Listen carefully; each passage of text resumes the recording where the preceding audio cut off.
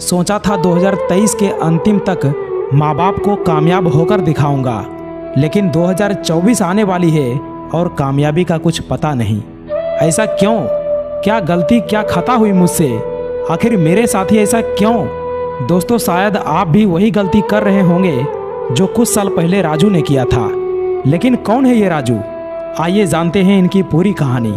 राजू नाम का एक लड़का जो एक छोटे से गांव से बिलोंग करता था। पिताजी सुबह 4 बजे उठकर चाय का दुकान लगाते और माताजी खेतों में काम करके अपने बेटे को पढ़ाने के लिए पटना भेज दिया। पिताजी का बस यही एक छोटा सा सपना था कि बेटा पढ़ लिख कर कोई सरकारी नौकरी करे, मेरी तरह 12-13 घंटे काम न करे। राजू पढ़ाई में एवरेज था और पटना आकर इसने एसएससी की तैयारी करने लगा और आसपास के लोगों से बातचीत करने के बाद इसने हर सब्जेक्ट का अलग अलग कोचिंग पकड़ लिया, जिसके कारण इसे 24 घंटे में से 8 से 9 घंटे कोचिंग में ही निकल जाता था। ये ना तो सही समय पर खाना बना पाता था और ना ही सही समय पर सो पाता था, और घर से इतने पैसे मिल नहीं रहे थे कि इतने महंगे रूम रेंट देने के बाद मेस में खाना खा सके, अपनी मेस लगवा सके। दोस्तों, राजू का सिलेबस अभी आधा ही कंप्लीट हुआ था कि इसे डेंगू नाम की एक बीमारी हो जाती है। उसके बाद राजू के पिताजी राजू को गांव बुला लेते हैं और राजू को इस बीमारी से रिकवर होने में पूरे 20 दिन लग गए और 20 दिन के बाद इसने क्लास को ज्वाइन किया। अब जाहिर सी बात है कि 20 दिन में 2-3 चैप्टर तो छूटना ही था, और इसी चैप्टर को मैनेज करने के लिए राजू ने अपना बैच को ही बदल लिया। और इसी बैच में प्रिया नाम की एक लड़की पढ़ती थी जो राजू के ही आसपास वाले गांव की थी।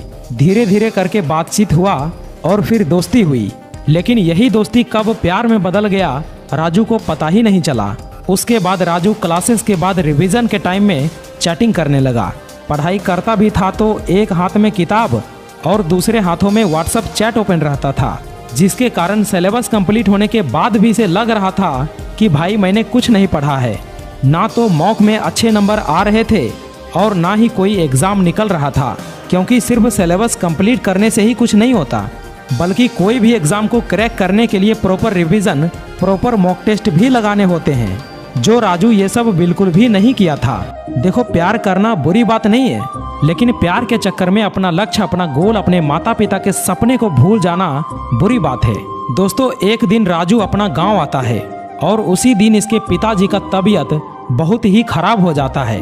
लेकिन हमेशा की तरह सुबह 4 बजे राजू के पिताजी चाय का दुकान खोलने के लिए चले गए।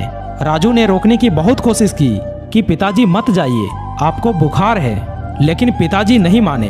वो दुकान खोलने के लिए चले ही गए और बोले कि बेटा, हम डेली कमाने खाने वाले हैं, अगर नहीं जाएंगे तो तुम्हारी फीस और रूम रेंट कहाँ से आएंगे? बेटा, जब तुम्हारी जॉब लग जाएगी ना, तब हम आराम करेंगे।